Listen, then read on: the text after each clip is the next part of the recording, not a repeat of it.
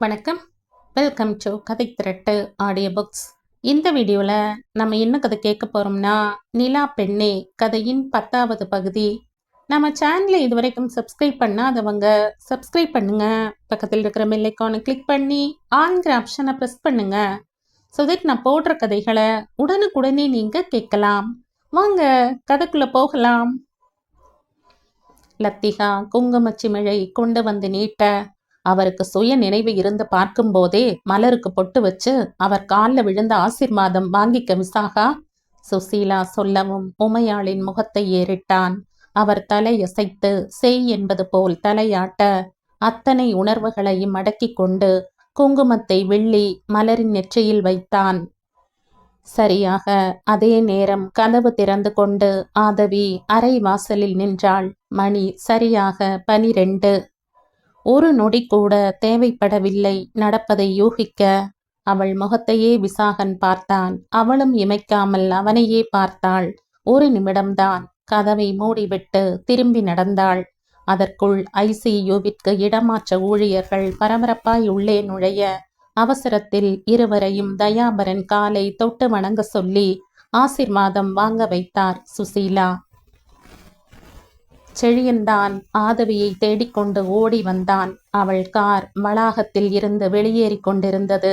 மாடிக்கு திரும்பி வந்தான். எல்லோரும் பரபரப்பில் ஓடிக்கொண்டிருக்க விசாகன் மட்டும் ஓரமாய் தனித்து நின்றான். செழியன் அவன் முன் வந்து பரிதவிப்பாய் நோக்கினான். விசாகா, ஆதவி இங்கிருந்து போயிட்டாடா, நிக்காமையே, ரொம்ப கஷ்டமா இருக்கு. செழியனுக்கு உணர்வோடு சேர்த்து கண்களும் கலங்கியது. ஆனால் விசாகனிடம் எந்த அதிர்வுமே இல்லை. நீ இங்கேயே இருந்து பார்த்துக்க, நான் ரேபிட் கூட இருக்க என்றவன் சலனமே இல்லாமல் அங்கிருந்து விலகினான். ஆதவிக்காக காத்திருந்து பார்த்துவிட்டு அப்போதுதான் ரஞ்சனி உறங்கப் போயிருந்தார். வேலை செய்யும் பெண் வந்து கதவை திறந்துவிட வீடே நிசப்தமாக இருந்தது. உணவை தவிர்த்துவிட்டு மாடிக்கு சென்றவள் தன் அறை கதவில் கை வைத்தவள் பக்கவாட்டில் இருந்து வெளிச்சம் வர திரும்பி பார்த்தாள். அறை வாசலில் இருந்த சோஃபாவில் அமர்ந்து வீடியோ கேம் விளையாடி கொண்டிருந்தான் பிரபஞ்சன். ஆதவி வரும் அரவம் கேட்டதும் முகம் நிமிர்த்தி பார்த்தவன் கபடமற்று சிரித்தான். ஆதவி, சாப்பிட்டியா என்றான் பூவாய் மலர்ந்த சிரிப்போடு. இத்தனை நேரம் கட்டி வைத்திருந்த வைராகியத்தை உணர்வு கைவிட ஆரம்பித்திருந்தது. கதவில் இருந்த கையை எடுத்தவள் பிரபஞ்சன் அருகில் சென்று அமர்ந்தாள். நீ தூங்கலையா? தூக்கம் வரல. ஆதவி, இந்த கேம் விளையாடலாமா? வா. டேப்பை நீட்ட மறுத்துவிட்டு அமைதியாக கண்களை மூடிக்கொண்டாள். பார்த்து பார்த்து தயாராகி பத்திரமாய் மனதில் சேகரித்து கொண்டு அவன் கையில் சேர்ப்பிக்க ஓடி அந்த நாளின் முடிவில் மொத்தமாய் அவனை இழந்துவிட்டு வந்திருக்கிறாள். வெடி விபத்து, போலீஸ் விசாரணை என்று ஒற்றை மனுஷியாய் எந்த துணையும் இல்லாமல் அல்லாடிவிட்டு வந்திருக்கிறாள். அவளுடைய துயரத்தை விசாரித்து ஆறுதல் கூறக்கூட யாரும் காத்திருக்கவில்லை. அப்பாவால் முடியாது. ரஞ்சனி காத்திருந்திருக்கலாம். இத்தனை நாள் யோசித்தது இல்லை இவைகளையெல்லாம். ஆனால் இன்று அவள் இருக்கும் நிராதரவான மனநிலையில் இதை அவள் மனசு எதிர்பார்த்தது. விடிந்தது முதல் ரோலர் கோஸ்டராய் நடந்த நிகழ்வுகள் அவள் மூடிய கண்களுக்குள் படமாயோட அந்த காட்சியை மலரின் நெற்றியில் பொட்டு வைத்து விசாகன் முடித்து வைத்திருந்தான். அதுவே, நீ போய் தூங்கு என்றான் பிரபஞ்சன் பெரிய மனுஷ தோரணையோடு. அவன் முகத்தையே பார்த்தாள். அவளுக்கு இப்போது ஒரு தோள் வேண்டும். சாய்ந்தழுது தன் துயரத்தை புதைக்க ஒரு தோள் வேண்டும். பிரபா, கொஞ்சம் உன் தோள்ல சாஞ்சுக்கவா என்றாள் கண்ணீரோடு. அவனுக்கு அவள் உணர்வுகள் புரியவில்லை. கவலையின் முகவரியும் தெரியவில்லை. வா என்றான் கைகளை விரித்து. ஆதவி வெடித்து போனாள். உணர்வுகள் சிதற அவன் தோளில் முகம் புதைத்து குலுங்கி அழ ஆரம்பித்தாள். ஏன் அழற? பசிக்குதா? நான் போய் அம்மாக்கு தெரியாம ஃப்ரிட்ஜில் இருந்த ஆப்பிள் எடுத்து வரவா? உன்னை யாரும் திட்டினாங்களா? என்னை எப்ப பாரு அந்த ரேஷ்மி குண்டு பிசாசு திட்டுறா. உன்னையும் அவதான் திட்டினாளா? அவன் தாயாக மாறிக்கொண்டிருந்தான். ஆதவி அவன் தோளில் முகம் புதைத்து கதறிக்கொண்டிருந்தாள். ஏன் விசாகன் இப்படி செய்தீங்க? என்னை ஏன் அந்த நிமிஷம் மறந்தீங்க? ஏமாத்திட்டீங்களே. கடைசி வரை என்னை அனாதையா வாழ விட்டுட்டீங்களே. அவள் மனதில் சத்தம் ஓலமாய் கூச்சலிட கவலைகளை கண்ணீரில் கரைக்க முயன்று அனாதரவாய் தோற்று கொண்டிருந்தாள்.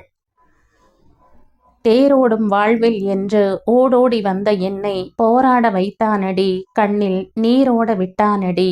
காலங்கள் உள்ளவரை கன்னியர்கள் யாருக்கும் இந்த காதல் வர வேண்டாமடி, எந்தன் கோலம் வர வேண்டாமடி. இரவு 2 மணிக்கு தலை முழுகிவிட்டு துவட்டக்கூட தோன்றாமல் படுத்து விடியும் போதே கடுமையான ஜூரத்தில் தான் ஆதவியை அழுத்தி இருந்தது. இதற்குள் 4 முறை ரஞ்சனி வந்து பார்த்துவிட்டு போயிருந்தார் அவள் எழுந்து விட்டாளா என்று. தலையில் நீர் கோர்த்து முகமெல்லாம் அதைத்து போய் கீழே இறங்கி வந்தவளை பார்க்கவே பரிதாபமாக இருந்தது. வந்தவள் ஒரு காஃபி கோப்பையை காலி செய்வதற்குள் அத்தனையும் சொல்லி முடித்தாள். குருமூர்த்தி வெகுவாய் கலங்கியிருந்தார். தம்பியின் செயலை அவர் எதிர்பார்க்கவே இல்லை. அண்ணன் தம்பி பங்காளிகள்தான், ஆனால் சத்தியமூர்த்தியை உருவாக்கியவரையே அழிக்க துணிவார் என்று குருமூர்த்தி எதிர்பார்க்கவே இல்லை. அதுவும் தான் சுணங்கிய நேரத்தில் கை கொடுக்க வேண்டியவர் ஆடிய ஆட்டம் குருமூர்த்தியை அசைத்தது. இந்த குடும்பம் என்னாகுமோன்னு நினைச்சா ரொம்ப கவலையா இருக்கு ரஞ்சனி என்று வேதனைப்பட்டு கொண்டே இருந்தார். அப்பா, அப்படியெல்லாம் எதுவும் ஆகாது. அவருக்கு இந்த சொத்து மேல எல்லாம் ஆர்வம் இல்லை. அவரை நம்பாம நிர்வாகத்தை என்ன பார்க்க சொன்னதுதான் வருத்தம். எல்லாம் சரியாகிடும்பா. நமக்கான நியாயம் நமக்கு கிடைக்கும். உண்மையில் அதுதான் குருமூர்த்தியின் கலக்கமே. தொழிலும் வாழ்க்கையிலும் நேர்மையே செய்யாதவர் தனக்கான நியாயத்தை யாரிடம் எங்கே எதிர்பார்க்க? மெல்ல சரியும் சாம்ராஜ்யத்தை தன் வாழ்நாளிலேயே காலம் நிகழ்த்தி காட்டிவிடுமோ என்று கலக்கமாக இருந்தது. ஆறுதல் சொல்லிவிட்டு வெளியில் வந்தாள். ரஞ்சனியும் பின்னால் வந்தார். அவள் முகத்தையே கூர்ந்து பார்த்தார். ரொம்ப தனியா இருக்கிற மாதிரி நினைக்கிறையா? முகமே சரியில்லையே. அப்படியெல்லாம் இல்லை, லேசா ஜுரம் வர மாதிரி இருக்கு. ரெடியாகி பிளான்ட் போகணும். லாயர் வருவார். கூட்டிட்டு போய் சீல் ரிமூவ் பண்ண மேற்கொண்டு என்ன பண்ணணும்னு பார்க்குறேன். போய்விட்டாள். கவலைகளை ஊற வைத்து காத்திருக்காமல் அதை உலர்த்தி விட்டு மெல்ல நகர்ந்திருந்தாள் ஆதவி. ஜீவனற்ற கண்களில் அதே பழைய மிடுக்கு வந்திருந்தது. கீர்த்தி வாசனையும் அழைத்து கொண்டு ஸ்டேஷன் சென்று அடுத்து என்ன செய்வது என்பதை பேசி அலைந்து திரிந்து அடுத்த நாள் திறப்பதற்கு ஏற்பாடு செய்து விட்டாள். குற்றவாளி பிடிபட்டதால் சட்ட நடைமுறையில் எந்த சிக்கலும் இல்லை. பிளான்ட் அன்றே திறந்திருக்க அங்கே வந்தவள் பார்வை அனிச்சையாய் கூட விசாகனின் பிளான்ட்டை திரும்பி பார்க்கவில்லை. எல்லோருக்கும் அதே ஆதவி, அவளுக்கு மட்டும் அவள் வேறாகி இருந்தாள். இந்த முழு நாளும் எப்படி ஓடியது என்றே தெரியவில்லை. ICUவிற்கு அழைத்து சென்ற 20வது நிமிஷம் தயாபரன் சார் தன் இறுதி மூச்சை விடுவித்தார். ஆனால் இறக்கும் முன் அவர் செய்த 2 காரியங்கள் காலத்திற்கும் அவரை நினைவு கொள்ள வைப்பதாய் அமைந்து போனது. அவசரமாய் செய்தாலும் அவசியமாய் அவர் செய்து முடிக்க வேண்டிய கடமையாய் மலரை விசாகனிடம் ஒப்படைத்தது. அவரவர் கணிப்பில் 1000 காரணம் இருக்கும். ஒரு தகப்பனாய் அவர் எடுத்த முடிவுதான் ஆக சிறந்த முடிவு. 2வது, தன் கண்களை நிதர்சனாவிற்கு பொருத்த வேண்டும் என்ற கோரிக்கையோடு உயிரை விட்டது. நிதர்சனாவிற்கு அன்றே மாற்றுக்கண் பொருத்தப்பட தயாபரனின் இறுதி சடங்கும் மலரின் கதறலும் என்று அன்றைய நாள் அடித்து கொண்டு ஓடியிருந்தது. ஓய்ந்து போய் வீட்டிற்கு வந்தவன் 2 கைகளையும் தலைக்கு பின் கோர்த்து கொண்டு கண்களை மூடி அமர்ந்திருந்தான். எத்தனை அழைத்தும் கண்ணீரும் வரவில்லை, உணர்ச்சியும் எழவில்லை. அது சரி, செத்த பிணத்திற்கு இவையெல்லாம் ஏது? எழுந்து படுக்கை அறைக்குள் சென்றான். அந்த சின்ன அறைக்குள் நிஜமாகாத கற்பனை கதவிடுக்கிலும் ஜன்னல் முன்பும் கசங்கிய படுக்கையிலும் கண்ணாடி மறைவிலும் நீந்தி கொண்டிருந்தது. ஜன்னல் கம்பிகளில் அவள் கேட்ட மழை கண்ணீரை போல சொட்டி கொண்டிருந்தது. உள்ளே தனியாய் சுருட்டி வைத்திருந்த தங்க வளையல்களையும் கரை வளையல்களையும் எடுத்து பார்த்தான். அவள் காதலை கொடுத்து வாங்கிய வளையல் இனி இதற்கு மதிப்பே இல்லை. அவளை பொறுத்தவரை இது விலையாகாத குப்பை. அவளை கொண்டாடும் இன்னொருவன் நிச்சயம் பிறந்திருப்பான். அவன் கைகளுக்கு அவள் சென்று சேர வேண்டும். தவிப்பும் ஏக்கமும் கொண்ட அன்புக்கு போராடும் தேவதை பெண். இந்த ஏமாற்றத்தை எப்படி ஜீரணம் செய்வாள்? எது இல்லாமல் வாழ முடியாது என்று நம்புகிறோமோ அது இல்லாமல் வாழ முடியும் என்று நமக்கு காட்டுவதுதான் வாழ்க்கையின் வேலை.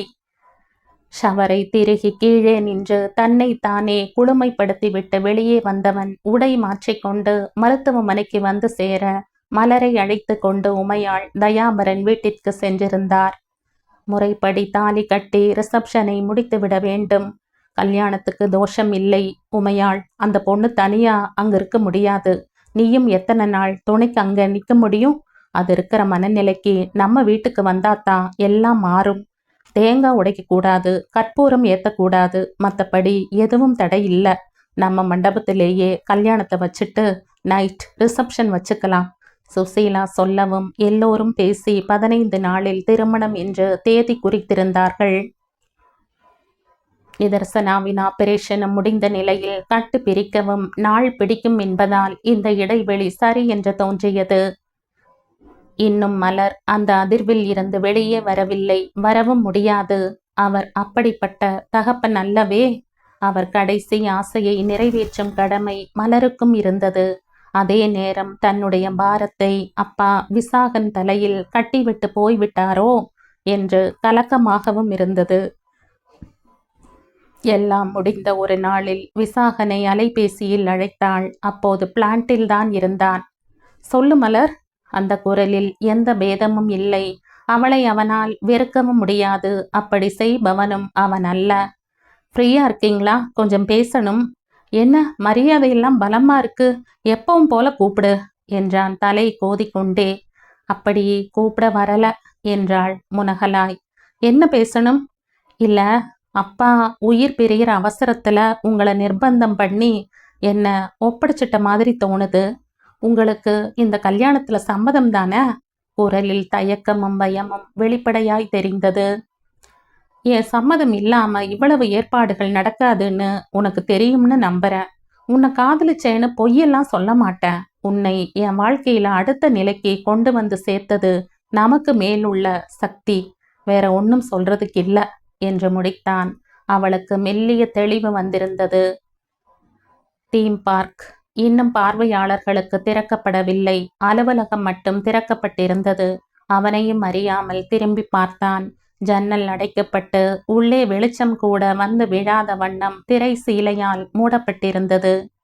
நெடிய பெருமூச்சுடன் அந்த இடத்தை கடந்து போனான். ஆதவியோ ஏதோ சிந்தனை வயப்பட்டவளாய் அமர்ந்திருந்தாள். கதவு தட்டி அனுமதி வாங்கி கொண்டு மாதவன் உள்ளே வந்தான். சொல்லுங்க மாதவன். மேடம், நிறைய பேர் வந்து பார்த்துட்டு ஏமாந்து போறாங்க மேடம். எப்போ ஓபன் பண்றோம் என்றான் கவலையாக. வெளியில போர்டு வச்சிருக்கோம். ஆன்லைன்ல டிக்கெட் பர்ச்சேஸ் கவுண்டர் க்ளோஸ்டுன்னு வச்சிருக்கோம். வேற என்ன செய்யறது? உள்ள நிறைய எக்யூப்மெண்ட்ஸ் போயிடுச்சு. அதெல்லாம் மும்பையில் ஆர்டர் பண்ணி தான் கலெக்ட் பண்ணணும். செய்வோம் சார். இன்னும் இங்க போலீஸ் ஃபார்மாலிட்டிஸ் முடியல. மாதவன் தலையசைத்து விட்டு திரும்பி நடந்தவன் ஒரு நிமிடம் தயக்கமாய் நின்றான். சொல்லுங்க மாதவன் என்றாள் நாற்காலியை மென்மையாய் சுழற்றியபடியே. இல்ல, விசாகன் சாருக்கு கல்யாணம்னு கேள்விப்பட்டேன் சொல்லிவிட்டு அவள் முக குறிப்பை அறிய கூர்ந்து பார்த்தான். So what? நீங்க போகணுமா? லீவு தேவைப்படுமா என்றாள் இறுகிய குரலில். மாதவன் ஐயோ என்று பதறியவனாக முகத்தை சீரியஸ் மோல்டில் போட்டான். இல்ல மேடம், உங்களுக்கு தெரியாதுன்னு நினைச்சு சொன்ன என்றவன் அவசரமாய் நடையை கட்ட ஆதவி கண்களை மூடி நாற்காலியில் இன்னும் பொருந்த சரிந்தாள். எல்லோருக்கும் தெரிந்திருக்கிறது, எல்லோருக்கும் புரிந்தும் இருக்கிறது. பாராமல் பார்த்து வளர்த்த காதல், கல்லில் பட்டு சிதறிய கண்ணாடி கோப்பைகள். எப்போது இந்த போராட்டத்திற்கு முடிவு வரும் என்று தவித்தாள். வீடே கல்யாண களை பூண்டிருந்தது. மெல்லிய வருத்தம் மனசிற்குள் இருந்தாலும் இப்படித்தான் என்று முடிவு செய்த வாழ்க்கையை இம்மி கூட அசைத்து பார்க்க முடியாது. இடுக்கில் மலரும் மலருக்கு வாசமற்று போய்விடுமா என்ன? அவசரத்தில் செய்யப்பட்டாலும் நிறைவாய்த்தான் இருந்தது அத்தனை ஏற்பாடுகளும். என்ன, எதிலுமே விசாகன் கலந்து கொள்ளவில்லை. அவர்கள் காட்டிய உடையை எடுத்துக்கொண்டான். கூறிய கருத்துக்கு சரி என்று தலையாட்டி விட்டு கடந்தான். தனக்கென்று விருப்பு வெறுப்பற்ற நிலை. அதை வீட்டார் உணரவே காலம் எடுத்தது. உமையாள் கவலையாய் முகம் பார்த்து தவிக்கவும், எனக்குன்னு விருப்பு வெறுப்பு எதுவுமே இல்லம்மா. இருந்தும் எதுவும் ஆகப் போறதில்ல. நீங்க பார்த்து முடிவு பண்ணுங்க என்று விட்டு மொத்தமாய் அந்த நிகழ்வில் இருந்து தன்னை பேய்த்து கொண்டான். பிளான்ட்டில் வந்து அமர்ந்திருக்க செழியன் அப்போதுதான் வந்து சேர்ந்தான். இறுக்கமாய் அமர்ந்திருந்தவன் கண்களில் இருந்து எதையும் அறிய முடியவில்லை. என்னடா, நம்ம ஃப்ரெண்ட்ஸுக்கெல்லாம் இன்விடேஷன் வைக்க போகணும்னு சொன்னேன்ல, கிளம்பு. நீ போயிட்டு வாடா, நான் வரல. எனக்கு லோடு அனுப்புற வேலை இருக்கு. விசாகா, ஏன்டா இப்படி பண்ற? இது யாரும் திட்டம் போட்டு பண்ணலடா. உன் வருத்தம் என்ன உடைக்குது.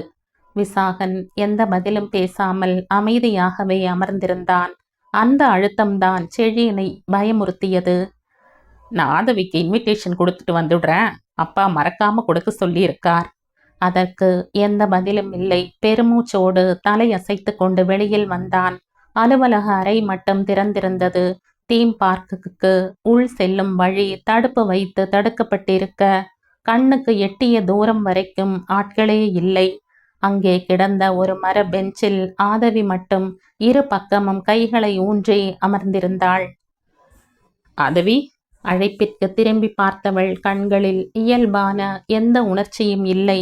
எழுந்து வந்தவள் தடுப்பை தாண்டி கொண்டு அவன் எதிரில் வந்து நின்றாள். வாங்க சார் என்றவள் தன்னுடைய அறைக்கு அழைத்து சென்று அமர வைத்தாள். விபத்து, அது பற்றிய வழக்கு என்று சிலவற்றை விசாரித்து கொண்டாள். அன்று நிதர்சனாவை காப்பாற்றி மருத்துவமனையில் சேர்த்தியமைக்கு மனதார நன்றி சொன்னான். புன்னகையுடன் ஏற்றுக்கொண்டாள். நிதர்சனாவின் உடல்நிலை குறித்து விசாரித்து கொண்டாள். கொண்டு வந்திருந்த அழைப்பிதழை எடுத்து அவளிடம் நீட்டினான். எழுந்து நின்று வாங்கி கொண்டவள் முகப்பை மட்டும் பார்த்துவிட்டு கீழே வைத்து விட்டாள். முகத்தில் துளி கூட மாற்றம் இல்லை. விசாகன் கல்யாணம் எதிர்பாராத விதமாய் முடிவாகி தவிர்க்கவே முடியாத சூழலில் நடந்துட்டு இருக்கு. தயாபரன் சார் எங்களுக்கெல்லாம் மிகப்பெரிய வெல்விஷர். ஒரு பூரணமான அப்பழுக்கு இல்லாத கிரேட் சோல். அவரின் கடைசி ஆசையை நிறைவேற்றியே ஆக வேண்டிய இடத்துல நிற்கிறோம். ஆதவி அமைதியாக கேட்டுக்கொண்டிருந்தாள். கேட்டு பறிக்காத கேள்விக்கு அவனிடம் பதிலே இல்லை. அவளிடமிருந்து கோபமோ எரிச்சலோ கிடைத்திருந்தால் கூட செழியனிடம் விவாதம் செய்ய நியாயம் இருந்திருக்கும். இந்த ஆழ்கடலின் அமைதி அவனுக்கு ஒரு விதமான அச்சத்தை தந்தது. விசாக ரொம்ப நல்லவ ஆதவி. யாருக்கும் தீங்கு நினைக்க கூட தெரியாது. வாழ்க்கை முழுக்க கடமைக்காக வாழ்ந்தவன். கடைசியில் அவன் சொந்த வாழ்க்கையும் கடமையா மாறிடுச்சு. ஆதவி அமைதியாக இருக்க இனி பேச எதுவும் இல்லை என்று தோன்ற பெருமூச்சுடன் எழுந்து கொண்டான். வாசல் வரை வந்து நின்று வழி அனுப்பினாள். திரும்பி வந்த போதும் விசாகன் அதே இடத்தில் தான் அமர்ந்திருந்தான். ஒரு வார்த்தை கூட அங்கே என்ன நடந்தது, ஆதவி எப்படி இருக்கிறாள் என்றோ விசாரிக்கவே இல்லை. போட்டியில் மட்டுமல்ல, காட்டும் அழுத்தத்திலும் ஒருவருக்கொருவர் சளைத்தவர் அல்ல என்று காட்டிக் கொண்டிருந்தார்கள். செழியன் ஒரு இனம் புரியாத பாரத்தோடு இந்த சூழலை கடந்துவிட தவித்தான். ஒரு காலத்தில் இது நடந்து விடுமோ என்று விசித்திரமாய் பயந்தவன்தான் இப்போது இப்படி நடந்து விட்டதே என்று பெயர் தெரிந்த தெரியாத தெய்வங்களிடம் விண்ணப்பம் வைத்து கொண்டிருந்தான். 1000 வாசல் இதயம், அதில் 1000 எண்ணங்கள் உதயம். யாரோ வருவார், யாரோ இருப்பார், வருவதும் போவதும் தெரியாது. ஒருவர் மட்டும் குடியிருந்தால் துன்பம் ஏதும் இல்லை. ஒன்றிருக்க ஒன்று வந்தால் என்றும் அமைதி இல்லை. ஒவ்வொரு நாளும் மனித வாழ்வை போலவே வற்றாத சிந்தனைகளையும் கசக்கி கிழித்து எரிகிறது காலம்.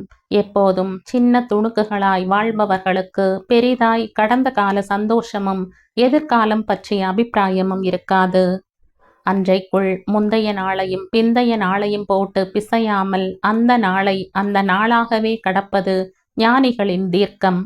தத்தி தத்தி நாட்கள் நகர்ந்த போதும் அந்த நாளும் வந்துதான் விட்டது. நெருங்கிய உறவுகள் புடை சூழ மலரின் கழுத்தில் மாங்கல்யம் பூட்டிய போது அவன் சஞ்சலங்களை கடந்திருந்தான். சிரிப்பும் மகிழ்ச்சியும் வாழ்க்கையின் சின்ன சின்ன சம்பிரதாயங்கள். அதை நிரந்தரமாய் கைவிட்டிருந்தான். தாலி எடுத்து மலர் கழுத்தில் பூட்டிய போது அவனையும் அறியாமல் ஒரு நடுக்கம் உடலில் வந்து விடை பெற்றது. அந்த நேரம் மாதவி இங்கே காலை கட்டிக்கொண்டு பால்கனி வெயிலில் அமர்ந்திருந்தாள். குருமூர்த்தியை அழைத்து கொண்டு மருத்துவ சோதனைக்கு செல்ல வேண்டும். அது மட்டும்தான் மனதில் ஓடிக்கொண்டிருந்தது. வெடி விபத்திற்கு பிறகு குருமூர்த்தி வெகுவாய் தளர்ந்து போய்விட்டார். தம்பியின் துரோகத்தை அவர் மனம் ஏற்க மறுத்தது. துரோகமும் குரோதமும் பற்று கோளாய் பற்றி வாழ்ந்தவருக்கு அது தனக்கு திருப்பி அளிக்கப்படும் போது தாங்கும் மனநிலை இல்லை. குளித்து தயாராகி கீழே வந்தவள் குருமூர்த்தியை அழைத்து கொண்டு காரை எடுத்தாள். வீல் சேரை உள்ளே நகர்த்தும்படி அவருடைய சொந்த கார் மாற்றப்பட்டிருந்தது. அமைதியாகவே அமர்ந்திருந்தார். அவள் காரை செலுத்தும் வேகத்தை ஒரு தந்தையாக ரசித்தார். அது என்றார் மெல்ல கை நீட்டி அவள் கைகளை வருடிக்கொண்டு. எப்போதாவது அம்மா இப்படி பெயரை சுருக்கி செல்லமாக கூப்பிடுவாள். அம்மாவிற்கு பிறகு அவள் யாருக்கும் பிரத்யேகமா இருந்ததே இல்லை. சொல்லுங்கப்பா. 2 நாள் முன்னாடி நானும் ரஞ்சனியும் உன்னை பத்தி நிறைய பேசிட்டு இருந்தோம். இந்த இக்கட்டான சூழ்நிலையில நிறைய போராடுற இந்த குடும்பத்துக்காக. அதுவும் தீம் பார்க்கில் வெடி விபத்து நடந்தப்போ தன்னந்தனியா நின்னையே. அப்பா மேல உனக்கு கோபமே வரலையா? எதுக்குப்பா உங்க மேல கோபம் என்றாள் மென் நகையுடன். மாதவி இறந்தப்போ உன்னை எங்கூட வச்சுக்காம தனியா வச்ச. ஒரு தகப்பனா உனக்காக நான் எங்கேயுமே நிக்கலையேம்மா. நான் அதையெல்லாம் யோசிக்கவே இல்லப்பா. எனக்கு சீரியல் வில்லியா மாறி பழிவாங்க எல்லாம் சொல்லி தராதீங்க என்று சொல்லி சிரித்தாள். இப்போதாவது உனக்கு ஒரு நல்லது செய்யணும்னு நான் நினைக்கிறேன். இடைவெளி விட்டார். அவள் எந்த வார்த்தைகளையும் அதில் கொட்டியிட்டு நெப்பிக்கொள்ளவில்லை. வழிப்போக்கில் ஏதோ ஒரு கோயிலில் கெட்டி மேள சத்தம் கேட்டது. அவள் கரங்கள் ஸ்டீரியங்கை இறுக பற்றி கொண்டது. திரவியத்து பையனை உனக்கு பிடிச்சிருக்கா? ரஞ்சனி ஒரு போட்டோ காண்பிச்சா. நீங்க 2 பேரும் எதேச்சையா ஏதோ ஷூட்டிங் ஸ்பாட்ல எடுத்ததுன்னு சொல்லி பார்த்துக்கிட்டே இருக்கலாம் போல. அப்படி ஒரு பொருத்தம். திரவியம் ரொம்ப தங்கமான ஆள். இந்த பையனையும் எனக்கு சின்னதுல இருந்து தெரியும். பிஸ்னஸ் பணம் இதெல்லாம் தூக்கி குப்பையில போடு. நல்ல குணத்தை விட உலகத்துல எதை சேர்த்து வச்சாலும் அதுல அர்த்தமே இல்லைன்னு நான் முடங்கின பிறகுதான் உணர்ந்திருக்க. உறவு யாரு பகை யாருன்னு சத்யா உணர வச்சிருக்கான். இப்ப அப்பா கிட்ட மனம் திறந்து சொல்லு, உனக்கு அந்த பையனை பிடிச்சிருக்கா? சிக்னல் விழுந்து காரை தடுத்து நிறுத்தியது. கண்களை மூடி அமர்ந்திருந்தாள். அதுமா, விசாகனுக்கு இன்னைக்கு காலையில கல்யாணம்பா என்றாள் அவரை பார்க்காமலேயே. பக்கவாட்டில் தெரிந்த மகள் முகத்தையே பார்த்தார். காதலிலும் காமத்திலும் கரை கண்டவருக்கா தன் மகளின் தவிப்பு புரியாது? மனசு பரிதவித்தது ஒரு தகப்பனாய். ஏன் என்றார். ஏனோ என்றவள் சிக்னல் விழவும் வண்டியை எடுத்தாள். மருத்துவமனையில் பரிசோதனை முடித்து கிளம்பும் போது, போன முறை வந்ததற்கும் இந்த முறை இருக்கிறதுக்கும் நிறைய காம்ப்ளிகேட்டடா இருக்கு. ரொம்ப ஸ்ட்ரெஸ்ஸா இருக்கார். பல்ஸ் கூட நார்மலா இல்ல. ரொம்ப மனசை படுத்திக்காதீங்க குருமூர்த்தி சார். டாக்டர் கண்டிப்பு கலந்த எச்சரிக்கை செய்துதான் அனுப்பி வைத்தார். மாலை தயாராகி கீழே வந்து நின்றவளை புருவம் சுருக்கி பார்த்தார் ரஞ்சனி. நான் விசாகன் ரிசப்ஷனுக்கு போயிட்டு வந்துடுறேன் என்றவள் பதிலுக்கு காத்திராமல் விருட்டென வெளியேறினாள். அவர்களுக்கு அளிப்பதற்காக ஓவியம் ஒன்றை வாங்கி கிஃப்ட் ரேப்பர் செய்து கொண்டாள். மண்டபத்தை தொட்டபோது வரவேற்பு ஆரம்பமாகி இருந்தது. காரை விட்டு இறங்கியவளை கண்டு எதிர்கொண்டு அழைக்க வந்தான் செழியன். எந்த கடையில் வாங்கினாலோ இந்த நிமிஷம் வரைக்கும் அந்த புன்னகை வாடாமல் இருக்கிறது. வரவேற்று அழைத்து போனான். மேடையை பார்த்து கொண்டே ஒவ்வொரு அடியாய் எடுத்து வைத்தாள். உள்ளே நுழையும் நொடி தொட்டு விசாகனும் அவளையேதான் பார்த்தான். பரிசு பொருளை மார்போடு சேர்த்து அணைத்திருந்த வளையில் அணியாத வெற்று கையில் அவன் பார்வை சென்று தங்கியது. இவர்கள் ஆழமாய் நேசித்தவர்கள் என்று சத்தியம் செய்தாலும் நம்ப முடியாத அந்நிய பார்வை. நேரே மேடைக்கு சென்றவள் பரிசு பொருளை மணமக்கள் கையில் தந்தாள். மனமார்ந்த வாழ்த்துக்கள் மிஸ்டர் விசாகன் என்றவள் வலக்கரத்தை நீட்ட அவன் கரம் நீண்டு பற்றி கால் பாதம் என்று மனதில் மருகியபடி மன்னிப்பு கேட்டது. மலருக்கு கை கொடுத்துவிட்டு விறுவிறுவென இறங்கி வந்தவள் பின் இருக்கை ஒன்றில் சென்று அமர்ந்து கொண்டாள் தனியாக. தயாபரன் இறந்து 1 மாதம் கூட ஆகி இருக்காத காரணத்தால் பெரிதாய் ஆடம்பரம் இல்லை என்றாலும் அவர்கள் அந்தஸ்து ஒவ்வொரு அங்குலத்திலும் துருத்தி கொண்டுதான் இருந்தது. அவளை அங்கே பார்த்ததில் இருந்து உமையாளுக்குத்தான் மெல்லிய சஞ்சலம். மகனுக்கு ஆதவி மேல் விருப்பம் இருந்தது என்று அவரும் அறிந்தவர். எது எப்படியோ மலரோடான அவன் வாழ்க்கைக்கு ஆதவி இடைஞ்சலாகி விடுவாளோ என்ற புது கவலை அவசரமாக பிறக்க எழுந்து வந்து ஆதவி அருகில் அமர்ந்து வலிய புன்னகை செய்தார். நிதர்சனா எப்படி இருக்கா? இங்க வரலையா? கட்டு பிரிச்சாச்சு, ஆனா வெளிச்சம் படக்கூடாதுன்னு கொஞ்ச நாள் வீட்டுல விட்டுட்டு வந்திருக்கோம். கூட லத்திகா இருக்கா? தலையசைத்து கொண்டாள். பார்வை மேடையில் படிந்தது. ஏதேதோ சிந்தனை மனம் முழுக்க. தேதியைப் போல தினப்படி சிந்தனைகளை கிழித்தெறிந்து விட்டு கடந்தால் எவ்வளவு நிம்மதியாக இருக்கும்? உமையாள் தன்னையே பார்ப்பதை உணர்ந்து திரும்பி பார்த்தாள். நீ எப்பமா கல்யாண சாப்பாடு போட போற? பதில் சொல்லாமல் மென்மையாக சிரித்தாள். அந்த சிரிப்பு உமையாளுக்கு பிடிக்கவில்லை. கால நேரத்துல கல்யாணம் பண்ணிக்கணுமா? இல்லைனா வேற வழி இல்லாம உன் அம்மா பாதையைத்தான் தேடி போக வேண்டி வரும். பார்க்க நல்ல பொண்ணா இருக்க, யார் வாழ்க்கையையும் கெடுக்க மாட்டேன்னு தோணுது. அதனால சீக்கிரம் கல்யாணம் பண்ணிக்கோ. ஒரு அம்மா மாதிரி சொல்ற, தப்பா நினைச்சுக்காத. உமையாள் முடித்த போது ஆதவியின் முகத்தில் இருந்த புன்னகை சட்டென்று உதிர்ந்தது. செழியன் கவனித்து கொண்டுதான் இருந்தான். ஏதோ உமையாள் தவறாக பேசுகிறார் என்று தோன்றி நெருங்க ஆதவி எழுந்து வாசலை நோக்கி நடந்தாள். இப்போதும் விசாகன் அவளைத்தான் பார்த்து கொண்டிருந்தான். இருங்க ஆதவி, சாப்பிட்டுட்டு போகலாம். நான் கிளம்புறேன் சார் என்றவள் கை கூப்பியபடி கடந்து போயிருந்தாள். உமையாளிடம் வந்து கேட்க அவர் தான் பேசியதை சொல்லவும் செழியனுக்கே கோபம் வந்தது. கெஸ்டா கூப்பிட்டு அசிங்கப்படுத்துவீங்களா அத்தை? நீங்க விட்டு தந்தது விசாகனை. அவன் அப்படி தப்பு செய்வான்னு நீங்க நம்புறீங்க போல என்று கடிந்தவன் அங்கிருந்து நகர்ந்தான். முழங்காலை கட்டி இடக்கையின் மீது தலையை சரித்து கடலை விரக்கி கொண்டிருந்தாள் ஆதவி. இப்படி ஒரு நாளில் அவள் அருகில் இருந்த நண்பனும் இல்லை, காதுக்குள் ரகசியம் பேசிய கதை நாயகனும் இப்போது இல்லை.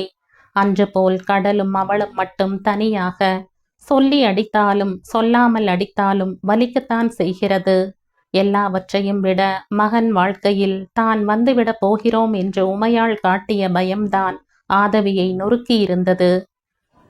எச்சில் மனசியே கசடு வரைக்கும் வெறுப்பவள் எச்சில் உடலையா இனி இச்சையோடு வருடிவிடப் போகிறாள்? கழிவிரக்கம் மேவ அந்த அந்தகாச இருளில் அழுது தீர்த்தவள் வீடு வந்து சேர்ந்தாள். இந்த இரவை மட்டும் கடந்து விட்டால் அவள் சுதாரித்து விடுவாள். ஆனால் அது அத்தனை எளிதல்ல. ஷவரை திருகி நடுங்கும் குளிரால் குளிர் நீருக்கு அடியில் மணிக்கணக்கின்றி நின்றாள். வெளியில் வந்து உடை மாற்றிக்கொண்டு பால்கனியில் கிடந்த பிரம்பு நாற்காலியில் மொத்தமாய் தன்னை புதைத்து கொண்டாள். வீடு நிறைய ஆட்கள் இருந்தார்கள். மலரை அவன் அறைக்கு அனுப்பும் ஏற்பாடுகள் நடந்து கொண்டிருப்பது தெரிந்தது. அறை முழுக்க வந்த பரிசு பொருட்கள் குவிந்திருக்க அதில் ஆதவி தந்திருந்த ஓவியத்தை தேடி எடுத்து பிரித்தான். மெரூன் வண்ணத்து ஃப்ரேமில் பந்தய புறா ஒன்றின் ஓவியம். கீழே அந்த புறா வகையின் குறிப்பு. அவனுக்கு புரிந்தது. அவனுக்கு மட்டும்தான் புரிந்தது. கண்ணெல்லாம் நீர் ததும்ப புறாவின் முகம் முழுக்க ஒற்றை விரலால் வருடியவன் அதை எடுத்த இடத்தில் திரும்ப வைத்தான். ஜன்னலை அடைத்து தாளிட்டவன் சோஃபாவை வெளியில் கொண்டு போய் போட்டான். எத்தனை கலைத்து போட்டாலும் மனசு சரியாவேனா என்றது. மனம் ஓய மறுத்தது. சற்றைக்கெல்லாம் மிதமான அலங்காரத்துடன் மலர் உள்ளே வந்தாள். நண்பியாய் பார்த்தபோது உணர முடியவில்லை. மனைவியாய் பார்த்தபோது அவள் கண்களில் நிறைய எதிர்பார்ப்பிருந்தது. தோற்றம் குறித்த தாழ்மை உணர்வு இயல்பிலேயே கொண்டவளுக்கு விசாகன் தன்னை கட்டாயத்தில் மணந்தானோ என்ற சஞ்சலமும் இப்போது சேர்ந்திருந்தது. அதுவும் அவள் இயல்பாக இருக்கும்போதே உமையாள்தான் ஆதவியை விசாகனிடம் நெருங்க விட்டு விடாதே என்பது போன்ற எச்சரிக்கை உணர்வை ஊட்டியிருக்க அவள் ஓய்ந்து போயிருந்தாள். உங்களுக்கு ஆதவியை ரொம்ப பிடிக்குமா? ஆன்டி ஆதவியை நெருங்க விடக்கூடாதுன்னு எச்சரிக்கை மாதிரி சொல்லும்போது பயமா இருக்கு விசாகன். அவள் நிலை பார்க்க விசாகனுக்கே பாவமாக இருந்தது. பெற்றவளே தன்னை நம்பாத போது இவளை சொல்லி என்னாக போகிறது? என்ன சந்தேகப்படுறியா மலர்? இல்லவே இல்லை. நான் தவறுதலா உங்க 2 பேருக்கு நடுவுல வந்துட்டேனோன்னு பயமா இருக்கு. நீங்க ரொம்ப நல்லவர் விசாகன். ஆனா உங்க நல்லதனத்தை ஆளுக்காள் சக்கையா பிழியும் போது உங்க உணர்வுக்கு உங்க விருப்பத்துக்கு உங்க கூட இருக்கிற யாருமே மரியாதை தரலைன்னு ஆயிடுச்சே.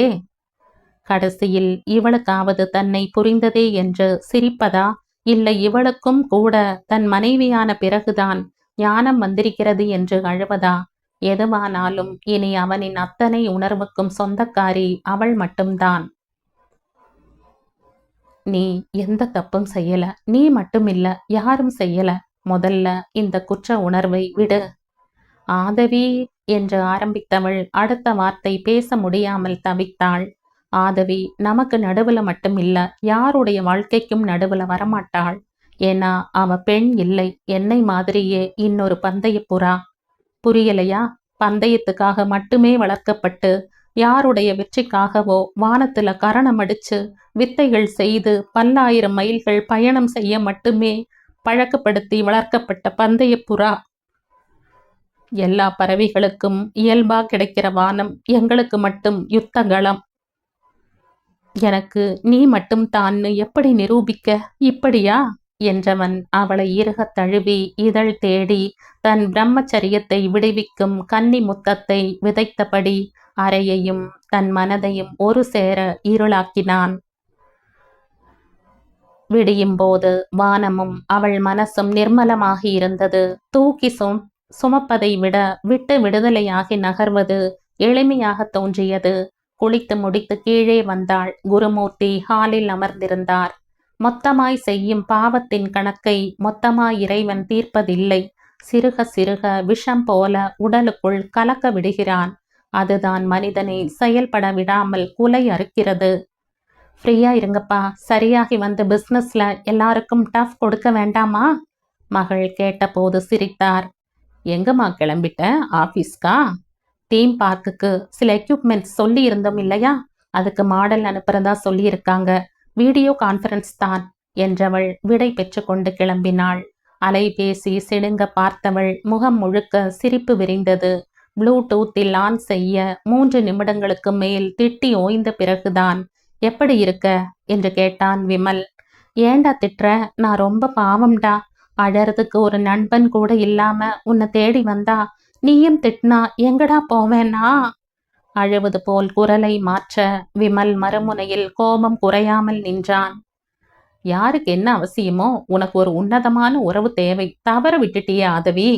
தவற விட அது என்னோடது இல்லடா, வேற யாரோடதும். உங்ககிட்ட ஷேர் பண்ண தோணுச்சு, அதான் நேத்து மெசேஜ் போட்டேன். இப்ப திட்டும் வாங்கியாச்சு. சரி விடு, உலகத்துல நல்ல மனிதர்கள் அருகி போயிடல. உனக்கான ஒரு நல்ல மனிதன் நிச்சயம் நீ எங்க இருந்தாலும் தேடி வருவான். ஆதவி ஆமோதிக்கவும் இல்லை, அங்கீகரிக்கவும் இல்லை. இணைப்பில் இருந்து வெளியேறினாள். அப்பாவி ஆண் கிளி தப்பாக நினைத்தது அப்போது புரிந்ததம்மா. அது எப்போதும் கிளியல்ல, கிணற்று தவளைதான் இப்போது தெரிந்ததம்மா. கடவுள் அமைத்து வைத்த மேடை, இணைக்கும் கல்யாண மாலை, இன்னார்க்கு இன்னார் என்று எழுதி வைத்தானே தேவன் அன்று.